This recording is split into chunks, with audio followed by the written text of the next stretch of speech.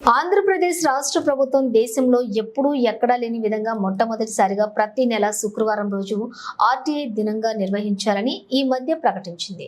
ప్రతి ఒక్కరూ వినియోగించుకోవాలంటూ చట్టాన్ని అమలుపరిచిన చట్టంలో ఉన్న నిబంధనలు పాటించని సమాచార చట్టంలో పేర్కొన్న నిబంధనల ప్రకారం బోర్డులు డిస్ప్లే చేయాలని ప్రభుత్వ కార్యాలయాల సంబంధిత అధికారిపై విధి నిర్వహణలో అలసత్వం వహిస్తున్న సంబంధిత శాఖల ఉద్యోగులపైన క్రమశిక్షణ చర్యలకై హైకోర్టులో సుప్రీంకోర్టులో కేసులు వేయొచ్చు. లోకయుక్త ఆన్లైన్లో ద్వారా గూగుల్ సెర్చ్ చేసి స్మార్ట్ ఫోన్లో టెక్స్ట్ మెసేజ్ ద్వారా కూడా వాట్సాప్ ద్వారా మెయిల్ ద్వారా డిజిటల్ టెక్నాలజీని వాడండి అంటూ మేల్కొండి ఫిర్యాదులు చేయవచ్చు అంటూ చదువుకున్నటువంటి మేధావులారా ఇకనైనా మౌనం వీడండి, అవినీతి అంతంకై అడుగులు వేయండి, చెయ్యి కలపండి. ప్రజాధనం జీతంగా తీసుకుంటూ ఇంత నిర్లక్ష్యమా? ప్రజల కూటమి ప్రభుత్వం సంబంధిత పై అధికారులుండి దేనికి?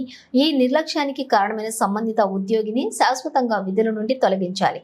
కేంద్రం మరియు రాష్ట్రంలో ప్రభుత్వ కార్యాలయాల్లో ఉన్న అవినీతి పనులను ఉద్యోగం నుండి శాశ్వతంగా తొలగించాలి. మన రాష్ట్ర ప్రభుత్వం దేశంలో ఎప్పుడూ ఎక్కడా లేని విధంగా మొట్టమొదటిసారి ప్రతి నెల శుక్రవారాన్ని ఆర్టీఐ డేగా నిర్వహించాలి అని చెప్పేసి ఈ మధ్య ప్రకటించింది. ఇది ఒక ఆర్టీఐని ఇంప్లిమెంట్ చేసే దిశగా ఇది ఒక క్రియాశీలకమైనటువంటి ఒక చరిత్రాత్మకమైనటువంటి నిర్ణయం.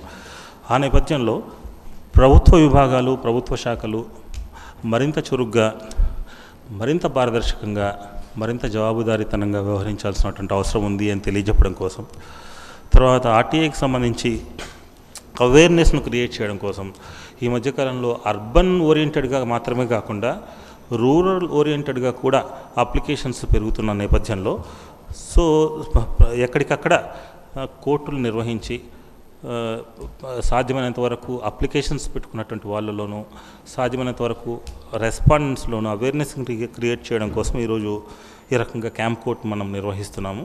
దాదాపుగా 20 నుంచి 25 అప్లికేషన్స్ ఈరోజు మేము డీల్ చేయబోతున్నాము. రేపు ఒక 25 నుంచి 25 అప్లికేషన్స్, దాదాపుగా సుమారు 40 నుంచి 50 అప్లికేషన్స్ 2 రోజుల వ్యవధిలో మేము క్లియర్ చేయాలని చెప్పేసి నిర్ణయించుకున్నాము. ఇదంతా కూడా రికార్డ్ మేనేజ్మెంట్ని కనుక మనం కరెక్ట్గా చేయగలిగితే, ఇండెక్సింగ్ క్యాటలాగింగ్ మనకున్నటువంటి సమాచారాన్ని మనకున్నటువంటి రికార్డ్స్ని ప్రాపర్ వేలో మనం కండక్ట్ చేసుకోగలిగితే ఇన్ఫర్మేషన్ అన్నది ఇవ్వడం సులభమవుతుంది అన్న విషయాన్ని రెస్పాండెంట్స్కి పదే చెబుతున్నప్పటికీ కొన్ని సందర్భాల్లో వాళ్ళకు ఉన్నటువంటి పని ఒత్తిడి రీత్యానో మరో కారణం వల్లనో తొట్టుపాటు పడుతున్నారు. బట్ ఏదైనా సరే ఒక ఓవర్ నైట్లో రెవల్యూషన్ సాధ్యం కాదు కాబట్టి ప్రాసెస్లో చెబుతూ ఉంటే నేర్చుకుంటారన్నది మా ఉద్దేశం. ఐ థింక్ సూన్ ఇప్పటికే చాలా వరకు వాళ్ళ వైపు నుంచి పనితీరు బాగానే మెరుగుపరుచుకున్నారు. కొన్ని సందర్భాల్లో మాత్రం ఇన్ఫర్మేషన్ ఇవ్వడంలో అలసత్వం కనిపిస్తోంది. సో ఎందుకు అలసత్వం కనిపిస్తుంది, ఏ సమస్య ఉంది అన్నది తెలుసుకోవడం కోసం, ఆ రెస్పాండెంట్లకు ఉన్నటువంటి ఛాలెంజెస్ ఏంటి అన్నది తెలుసుకోవడం కోసం ముఖ్యంగా ఈరోజు నేను ఇక్కడ దాకా వచ్చాను. సో రెస్పాండెంట్లతో కూడా మాట్లాడి క్షేత్రస్థాయిలో వాళ్ళకు ఉన్నటువంటి సమస్యలు ఏంటి, మనం ఆ సమస్యలను ఎట్లా అధిగమించవచ్చు అన్నది వాళ్ళతో కాస్త చర్చ జరిపి సమస్య పరిష్కారం దిశగా మనం ఏం చేయొచ్చు అన్నది ఒక ఆలోచన చేద్దాం అన్నది మా ప్రయత్నం.